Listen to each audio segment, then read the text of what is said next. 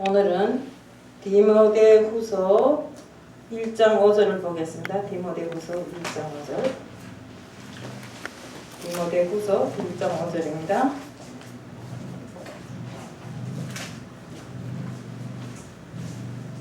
다 찾으신 줄 알고 제가 봉독해 올리겠습니다. 이는 내 속에 거짓이 없는 믿음을 생각함이라. 이 믿음은 먼저 내 외조모 로이스와 내 어머니 유니게 속에 있더니 내 속에도 있는 줄을 확신하노라. 오늘은 제가 무엇을 유산으로 물려줄 것인가 문제를 가지고 말씀을 전하려고 나왔습니다. 사랑의 하나님 아버지 감사합니다. 오늘은 무엇을 유산으로 물려줄 것인가에 대해서 말씀을 전하려고 다녔었습니다. 저희들이 이 세상 그 모든 재산과 금전과 모든 것을 다 합쳐 물려준데도 하나님 아버지에 대한 믿음을 물려주는 것만큼은 못합니다. 하나님 아버지, 저희들이 신앙을 유산으로 물려줄 수 있게 해주실 줄 믿사오며 이 시간 듣는 모든 말씀을 통해 저희들이 진실로 옳은 신앙을 가지고 그 신앙으로 인해서 나 자신뿐만 아니라 우리 후대들까지 그 신앙으로 살게 하여 주시옵소서. 이 시간도 주님 앞에 모든 걸 맡겨오며 예수 그리스도 이름 받들어 감사하며 기도드리옵나이다. 아멘. 교회는 가족 공동체라고 이렇게 볼 수 있습니다. 우리 잠언서 17장 1절에 보면 마른 떡 한 조각만 있고도 화목하는 것이 육선이 집에 가득하고 다투는 것보다 나으니라. 아멘. 또 시편 133편 1절에 보면 형제가 연합하여 동거함이 어찌 그리 선하고 아름다운고. 또 신명기 32절 30절에 보면 한 사람은 천을 쫓고 두 사람은 만을 쫓는다고 했습니다. 둘이 되면 이천이 될 줄 알지만 이 모든 것은 내가 하는 것이 아니라 하나님이 하십니다. 아멘. 우리가 장차 말하잖아요. 무슨 계획을 내가 할지라도 그것을 실행하시는 분이 하나님이시다. 아멘. 그러니 우리가 둘이 천을 쫓는다 해도 그 천이 하나님 앞으로 돌아오게 하는 것은 바로 하나님이십니다. 우리가 전도서 4장 12절에 보면 한 사람이면 패하겠거니와 두 사람이 능히 당하나니 삼겹줄은 쉽게 끊어지지 아니하느니라. 큰 나무가 견딜 수 있는 것은 뿌리의 힘 때문입니다. 우리가 뿌리가 튼튼하고 건강해야 거목이 되듯이 우리 가정에도 뿌리가 있고 나라에도 뿌리가 있습니다. 그런데 더욱이 중요한 것은 우리가 신앙에 옳은 깊은 뿌리가 필요한 것입니다. 우리 용문산에 가면 천년을 산 은행나무가 있는데 그 높이가 무려 100m가 넘는다고 합니다. 그런데 이 나무가 강한 태풍에도 폭풍우에도 넘어지지 않고 꼿꼿이 서 있는 그 비결이 바로 그 뿌리가 100m 넘게 밑으로 퍼져나가 있기 때문에 그 뿌리 힘으로 100m가 되는 거목이 넘어지지 않고 천년을 살고 있다고 합니다. 마찬가지 우리 신앙도 마찬가지입니다.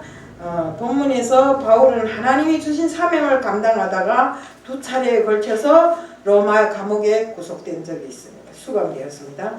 디모데후서는 바울이 두 번째로 로마 감옥에 gat혀서 자신이 마지막 날을 예감하면서 믿음의 아들로 생각했던 디모데에게 마지막 유언처럼 남긴 이런 마지막 편지입니다. 바울은 디모데에게 편지를 보내면서 세 번째 신앙의 뿌리가 튼튼한 사람이라고 이렇게 이야기했어요. 우리 말씀에 디모데전서 1장 2절에 보면 1장 2절과 디모데후서 1장 2절에 보면 너는 내 아들이라고 이렇게까지 말했습니다. 우리가 아들이면 어떻습니까? 내 인데 있는 모든 것을 다 주고도 모자랄 만큼 정말 귀한 것이 내 아들이잖아요. 그렇기 때문에 정말 항상 디모데하고 동행을 했고 또 마지막 임종이 다가올 때도 디모데를 찾았어요. 그만큼 신뢰와 인정을 디모데가 받았던 것입니다. 바울은 이런 디모데의 믿음과 인격이 우연히 나온 것이 아니라 외할머니로부터 물려받았고 어머니로부터 물려받은 믿음이 뿌리라고 이렇게 이야기를 했습니다. 그래서 제가 오늘 무엇을 유산으로 남겨주겠는가 하는 것으로 제목을 달아본 것입니다. 예. 우리는 바울은 디모데의 좋은 신앙의 뿌리를 두 가지로 우선 칭찬하는데 아무리 영리한 짐승이라도 양심은 없어요. 그렇지만 하나님은 우리 인간에게 무엇을 주었어요? 양심이라는 이런 마음을 주셨잖아요. 양심은 선악을 분별하고 자신을 살피며 삶을 감시하는 기능을 가지고 있기도 합니다. 그래서 바울은 믿음과 착한 양심을 가지라고 늘상 사람들에게 말을 했습니다. 하지만 어떤 이들은 양심을 버리고 특히나는 믿음을 파산하고 자기 마음대로 세상을 살아가는 이런 사람들이 많다고 했습니다. 우리는 날마다 하나님 앞에 믿음과 착한 양심을 가지고 사는가를 점검해 봐야 됩니다. 우리 사람은 좀 그렇잖아요. 잘 나가다가도 때로는 한번 헷가다 가면 잘못 나가기를 밥 먹듯 하는 때가 많습니다. 그렇지만 자기 자신이 잘못 나간다는 걸 알면서도 되돌아짚지를 못하는 사람들도 있어요. 제가 다단계 할 때인데 다단계가 분명 잘못됐다는 거 알았어요. 알면서도 그걸 다시 거기에서 빠지지를 못하겠더라고요. 왜? 내가 돈 연계에 있으니까 어떡하나 여기다가 다음 거 해서 여기서 대박 나서 또 요거 보충해야지. 그럼 또 거기가 또 쪽박 차요. 또 쪽박 차면 또 다음 데 가요. 다음 데 가서는 또 여기서 내가 대박 나서 또 보충해야지. 이렇게 하면서 4년을 하루와 같이 사업을 다 날려버릴 때까지 맨날 대박의 꿈만 꿨지 결국에 가서는 한 번도 실천을 해보지 못하고 그곳에서 발 빼기가 그렇게 힘들더라고요. 정말 제가 여기에 있는 이근재 집사님을 만난 것도 그렇게 만났던 것입니다. 그렇게 만났는데 그래도 이근재 집사님은 그때 당시에 영리했던지 한 번도 거기에 빠져본 적이 없는데 저는 너무도 깊이 수렁 깊이에 빠져가지고 헤어나오지를 못하고 있는 돈 다 날리고 그렇게 하고야 이것이 잘못됐다 울부짖으면서도 나오기가 그토록 힘들더라고요. 우리도 신앙도 같아요. 내가 이 신앙에서 벗어난 줄을 알면서도 세상 것에 취해서 또 정말 미혹돼 가지고 거기에서 발을 뻗지 못하고 하나님 앞으로 돌아오기가 그토록 힘들다 이겁니다. 그렇기 때문에 우리는 항상 사는 것이 내 삶이 그대로 하나님과 동행하는 삶이 되어야지 그렇지 못하면 세상 사람들이 조롱거리가 되고 때로는 세상 사람들 앞에 비평을 받는 이런 삶을 살 수가 있습니다. 그렇기 때문에 우리는 항상 그렇게 살지 않기를 원해서 정말 하나님이 뜻대로 살기를 원하면서 이렇게 살아나가야 되는 것입니다. 믿음의 구원이 통로라면 양심은 삶의 방향을 가리키는 이런 나침판과도 같은 것입니다. 우리 요한복음 8장 1절부터 11절에 이렇게 쭉 보면 바리새인들과 서기관들이 현장에서 간음하다 잡힌 여자를 하나 잡아왔어요. 근데 잡아다 놓고 예수님을 시험하느라고 예수님에게 물었어요. 이 여자를 돌로 치리까 하니까 예수님께서 그 여자를 돌로 치라 하면 지금까지 사랑을 외쳤는데 사랑에 부합되는 일을 하라고 한다고 또 할 것이고 또 치지 말라고 하면 율법에 어긋난 짓을 한다고 할 것이고 어떻게나 예수님을 당황하게 만들고 위험한데 빠지게 함정에 빠뜨리려고 이렇게 하는데 예수님께서 땅에 앉으시더니 땅에다 뭐라고 했어요? 죄가 없는 사람, 너희들 가운데 죄가 없는 사람이 먼저 이 여자를 돌로 치라고 하지 않습니까? 그러니까 사람들이 아무리 간악한 사람이라도 순간에 양심이 있기 때문에 그 양심에 찔려서 노인네도 그렇고 젊은 사람들도 그렇고 그 여자를 돌로 치지 못하고 다 가버리고 말한 것입니다. 결국 돌을 던지려고 했던 자들에게 죄 없는 자가 먼저 돌로 치라는 예수님의 그 말씀 때문에 다 떠나가 버렸어요. 오직 인간에게만 있는 이 양심이 인간이 내면 속에서 선악을 알려주는 이런 내비게이션의 역할을 했던 것입니다. 우리가 성경에는 이런 종류의 양심이 나옵니다. 여러 종류의 양심이 있더라고요. 베드로전서 3장 16절에는 선한 양심이 있어요. 또 디모데후서 1장 5절에는 청결한 양심이 있어요. 그 다음에 디모데전서 1장 19절에는 착한 양심이 있더라고요. 양심도 여러 가지더라고요. 그 다음에 디모데전서 4장 2절에는 화인 맞은 양심도 있어요. 우리 화인 맞은 양심이란 게 뭐입니까? 불도장으로 찍혀서 감각이 마비된 양심입니다. 선악간의 감각이 하인맞은 이런 양심은 파손된 것인지 이 사회는 내가 이 사회를 보니까 갈수록 혼란해지고 양심의 기능이 고장이 나버렸는지 선악을 분별할 줄을 몰라요. 내가 잘못한 것을 알면서도 잘못이 아니라고 곧장 보게 되는 것이 이 시대의 사람들이 양심입니다. 그러니까 우리는 정말 끔찍한 살인사건을 보면서 부모가 앉아서 치킨을 사다 놓고 치맥을 마시면서 히히하하 웃는 그 장면과 정말로 함께 검은머리 팥불이 되자고 약속을 했던 애인을 살해하고 정말 버젓이 그것을 토막을 내가지고 자동차에다 싣고 다니는 이런 비양심적인 인간들, 이런 것을 보면 정말 우리가 정말 이 사회를 어떻게 평가해야 될지 모를 이런 양심에 과잉 맞은 자들이 너무나 많더라 이겁니다. 우리가 양심에 왜 이렇게 양심이 정말 잔인해졌는가 이렇게 가만히 생각해 볼까? 양심의 그 기능이 작동이 멈춰버린 것 같아요. 그 다음에 신앙은 이런 양심의 기능을 회복하는 것인데 신앙에 충실하지 않고 우리가 신앙을 가졌다, 믿음을 가졌다 하면서도 그 믿음이 제대로 된 믿음이 없이 입으로는 믿음인데 마음은 동쪽 서쪽 멀리 떨어진 이런 믿음을 가지고 살더라 이겁니다. 그렇기 때문에 우리는 온전한 신앙을 가지고 이 모든 것을 회복하는 길을 가야 됩니다. 우리가 믿음이 하나님과 관계라면 양심은 인간이 삶과의 이런 관계입니다. 결국 수직수평 관계인데 우리가 제가 이렇게 처음으로 언젠가 그 목사 안수 받았을 때인데 우리 조카 하나가 있어요. 저 안산에 사는데 저를 찾아왔어요. 뭐 크게 친하지도 않은 사람인데 제가 목사 안수 받았다는 소리 듣고 찾아왔더라고요. 그 조카라 해도 뭐 멀리 떨어져 있고 생전에 본 일도 없으니까 모르잖아요. 근데 찾아와서 뭐 이라는가 하면 이모 우리 아들이 이상한데 한번 좀 가봐주세요 그러더라고요. 아니 그 내가 어떻게 그 이상한 걸 보냐 그러니까 이분은 그래도 목사잖아요 그러더라고요. 그래서 가봤어요. 가봤더니 애가 겨울도 아닌데 이불을 뒤집어쓰고 바다바다 떨고 있는 것입니다. 그럼 너 왜 그러냐 보니까 뭐 귀신 들린 건 아니고 왜 그러냐 하니까 이 아이 자체가 정말 양심에 화인 맞은 짓을 하고 돌아다녔던 애입니다.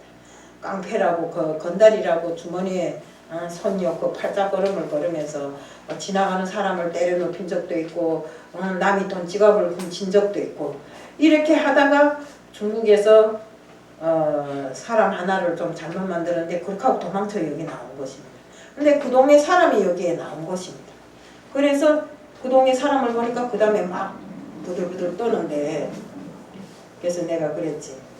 우리 그 믿음 생활을 하라고 우리 하나님은 너 같은 사람을 바로 세우기 위해서 믿음 생활을 하라고 했으니까 지나간 옛일은 다 버리고 이제부터 새롭게 되라. 그렇게 하고 너하고 나하고 그 사람 찾아가자 하니까 찾으려니까 또 못 찾겠어요. 그래서 못 찾아서 그만둬두고 너만 고치면 된다. 이래갖고 그러니까 저 교회 나갈래 안 나갈래 하니까 나가겠다 하더라고. 그 다음에 후에 알아보니까 교회에 나가고 교회에 가서 그렇게 울면서 기도를 많이 했다고 합니다. 그러면서 많이 고쳤고 정말 온전한 삶을 살기 위해서 노력을 많이 한 것 같아요. 그래서 지금은 안산 어떤 모한 교회에 가서 신앙생활을 하는데 제가 들어본 데에는 신앙생활을 좀 잘한다고 하더래요. 이처럼 양심에 하에 맞았던 적이 있던 사람도 이 하나님의 믿음 안에서 정말 하나님이 우리에게 주시는 은혜 안에서 고쳐나가는 사람들이 있더라 이겁니다. 바로 우리가 이런 신앙생활을 통해서 이런 화인 맞은 양심을 고치는 데가 바로 이 장소인 것입니다. 오늘 이 자리에 오신 것도 하나님과의 정말 소통을 위해서 왔잖아요. 나와 하나님과의 관계를 회복하기 위해서 이곳에 온 것입니다. 우리는 양심을 따르지 않으면 어쨌든 사람이 마음이 괴로워요. 솔직한 말로 내가 양심에 어긋나는 일은 마음 편한 사람이 있어요 없어요? 편하지 않지요. 그렇기 때문에 우리는 정말로 양심의 소리를 잘 듣고 살아야 됩니다. 물론 하나님을 믿는다고 나는 하나님을 믿어 믿음 생활을 해 이러지만 그 속에 작동하는 양심이 소리를 잘 듣고 그것을 잘 조절해 나가야 되는 것입니다. 정말 이 신앙은 이런 기능을 회복하기 위해서 신앙이 있는 것입니다.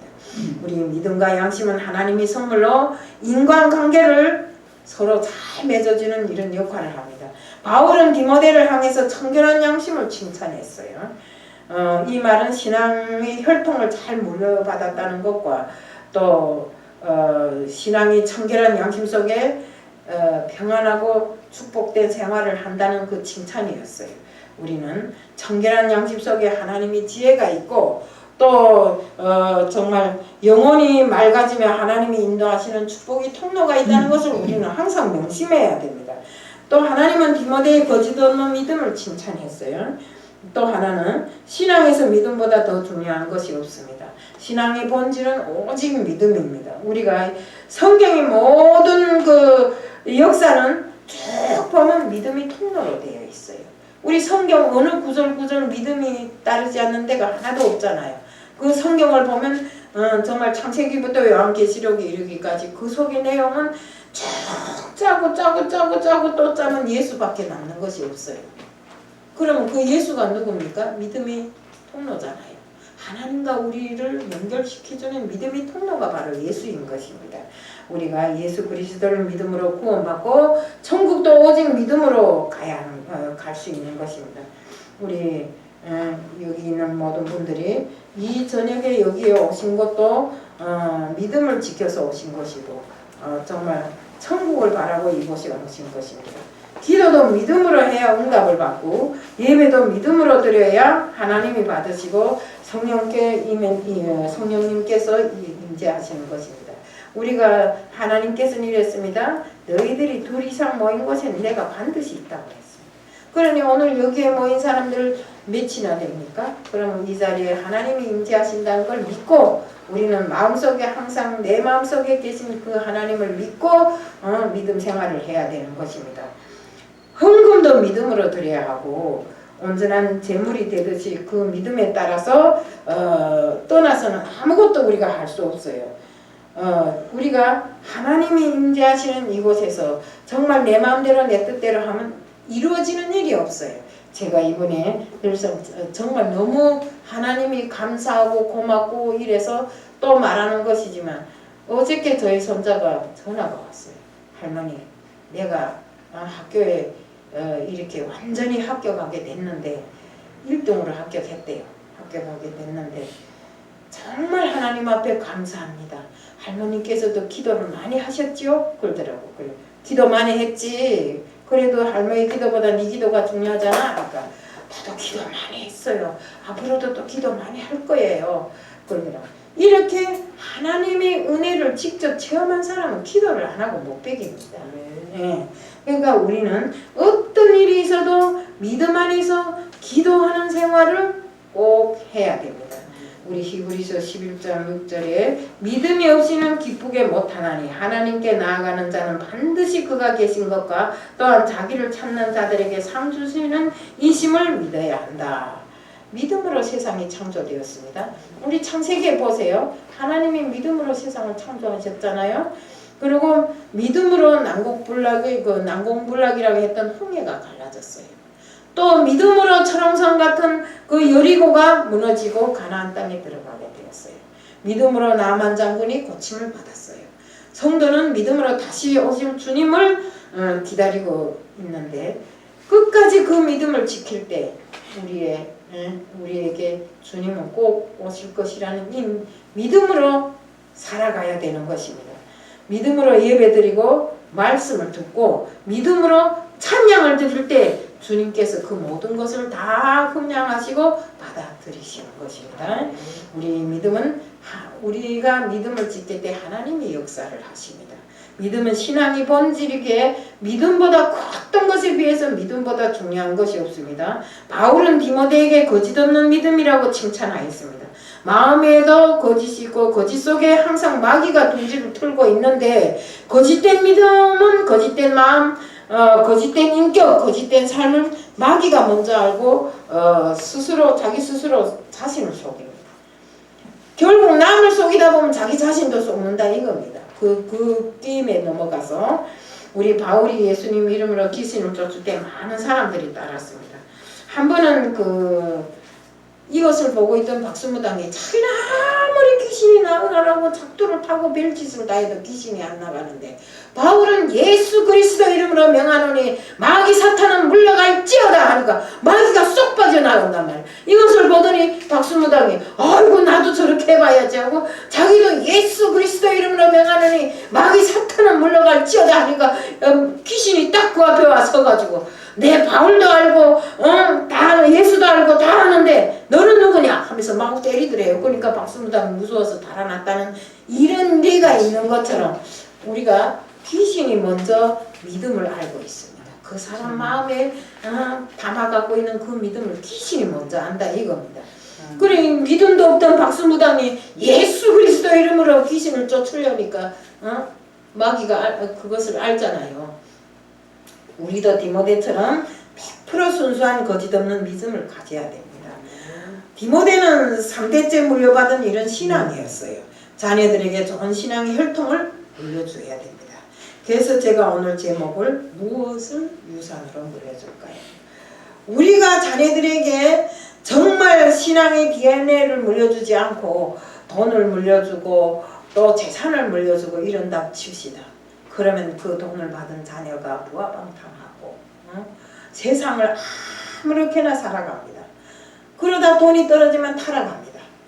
그래서 정말 온전한 신앙을 가진 사람들은 설사 내게 재산이 억만금이 있다 할지라도 그 재산을 하나님께 바칠지언정 자식에게 물려 안 준다는 소리가 진짜 소리입니다. 저도 그렇습니다. 저도 돈이 생기면 정말로 이 하나님을 위해서 쓸 것이지 자식에게 물려 안 줄 것입니다. 자식들이 그러더라고요. 엄마 우리는 엄마 거 안 팔아요. 엄마는 엄마대로 하세요. 그러더라고요. 그것처럼 자식들에게 오직 물려줄 것은 우리 신앙의 DNA밖에 없어요. 뭐 집을 물려준다 했고 재산을 물려준다 해도 우리 요즘에 그 텔레비에서 이런 것이 나오더라고요. 재산을 다 물려주지 마 그러더라고요. 그러니까 왜 하니까 밥을 국에다 말면서 이렇게 말아먹어 이러더라고요. 그것처럼 우리가 재산은 말아먹으면 끝이 나지만 우리가 신앙은 말아먹을 일이 없잖아요. 그러니까 우리는 정말 신앙의 DNA를 우리 후대들에게 정말 가르치고 물려주어야 되는 것입니다. 우리가 늘상 우리나라 초기에 복음을 받아들여 5대 이상 신앙생활을 해오는 과정을 조사해 보았더니 그 후손들이 기독교를 믿는 자식들은 다 잘되고 번성하는데 불교를 믿거나 이런 점쟁이 무당 점쟁이 역술인들 집에 자식들은 잘되는 자들이 없더래요. 이렇게 우리 모두는 정말 자녀들이 그 가슴에도 거짓없는 믿음을 넘겨주어야 된다는 것입니다. 우리 사무엘상 2장에 나오는 두 가정을 보면 하나는 기도로 낳은 아들 한나와 엘가나의 가정 사무엘 이야기입니다. 사무엘은 어릴 때부터 신앙으로 키웠어요. 성전을 떠나지 않고 항상 여호와 앞에서 자랐습니다. 또 그러니 사무엘은 하나님이 부르시는 소리까지도 다 들었어요. 훗날에 훌륭한 선지자가 되었습니다. 하지만 엘리 제사장은 어땠어요? 기도를 하고 또 했지만 하나님의 음성을 듣지도 못했고 그 자식들에게도 믿음을 물려주지 못함으로 해서 그 자식들이 다 죽은 것입니다. 그 자식의 아들이 죽었다는 소리를 듣고 엘리 제사장이 그 충격으로 해서 의자에 떨어져서 목이 부러졌잖아요. 목이 부러져 죽었잖아요.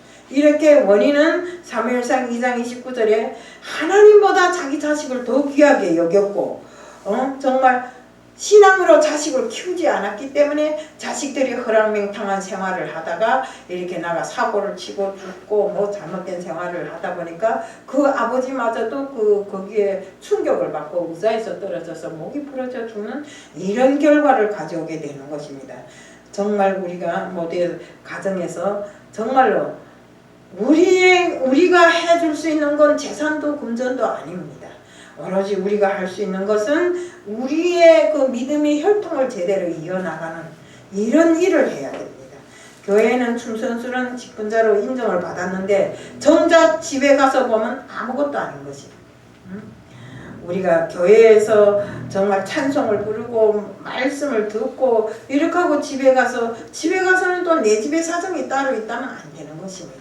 우리가 교회에서 들은 말씀 그대로 세상에 나가서 말씀을 중심으로 해서 살아야 되고, 내가 하나님 앞에 불렀던 그 찬송이 역시나 내 생활의 찬송이 되어서 하나님 앞에 늘상 영광 돌리는 이런 삶이 되어야 되는 것입니다. 우리가 이렇게 하지 않으면 정말로 우리의 행복이 파괴되고 정말 우리 모습이 좋지 않은 모습으로 돌아가지 않는가, 돌아간 사람들이 많아요. 우리 쭉 보면 그렇잖아요. 우리 모두 디모데처럼 좋은 신앙의 DNA를 물려주기를 축복합니다.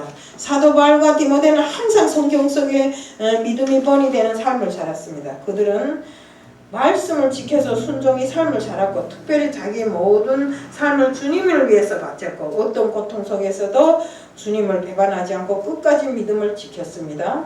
우리 모두 정말 자녀들이 귀한 그릇으로 축복받을 수 있는 이런 옳은 DNA를 물려주시길 바랍니다. 정말 신앙을 유산으로 넘겨주는 것은 바로 하나님의 명령입니다.